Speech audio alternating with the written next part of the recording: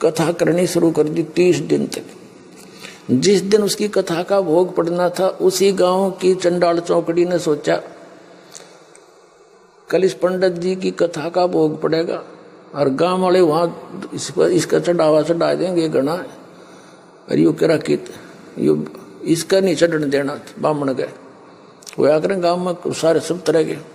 उन्होंने क्या किया, उसी दिन सुबह सुबह जो भोग पड़ना था, दिल्ली से एक चंपाकली नाम की नाचने गाने वाली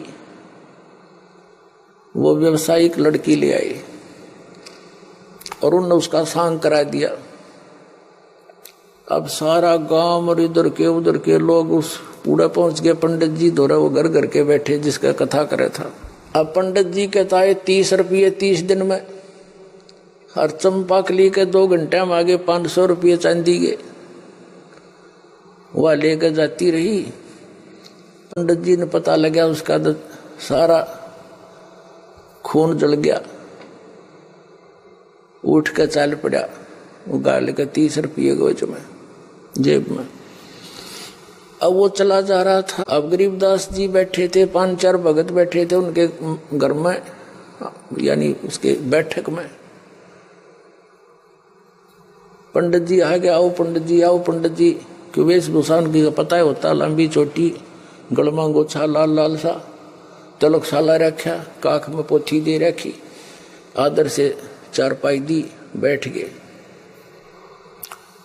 और न्यों करे महाराज सुनाओ क्या हाल है महाराज जी, सुनाओ। पंडित जी गरीबदास जी बोले महाराज के बताओ, बस दुनिया का तो नाश जा लिया, या तो डूबेगी कति, हद होगी, फलान होगी। काफी देर ने बोलता रहा। तब गरीबदास जी ने कहा था कि भाई फूटी ज्ञान विवेक की, ये अंधा है जगदीश, और भाई चंपाकली के 500 मनीराम के 30। रोड़ा यू है इनका। वो मनीराम पंडित जी था। अब उसने गरीबदास जी ने बता दिया कि भाई चंपाकली का तो 500 रुपये आ गए, और इस पंडित जी ने 30 दिन तक कथा करी, इसका 30 रुपये आए। यो उसका दुख मान रहा है। तब पंडित जी कहने लगे महाराज आपने क्यों कर पता लगा, कैसे पता लगा। गरीबदास जी बोले इस बात ने छोड़, मुझे कहो उल्हाना दे रहे हो कि उस वहां ऐसा कर दिया, वहां पैसे के लूट लेगी, और तू क्या कर रहा था वहां पर, आप किस उद्देश्य से कथा कर रहे थे। कथा सत्संग 1 दिन कर ले, 2 दिन कर ले, 4 दिन कर ले, तेरा उद्देश्य क्या था आप बताओ सच्ची आत्मा से।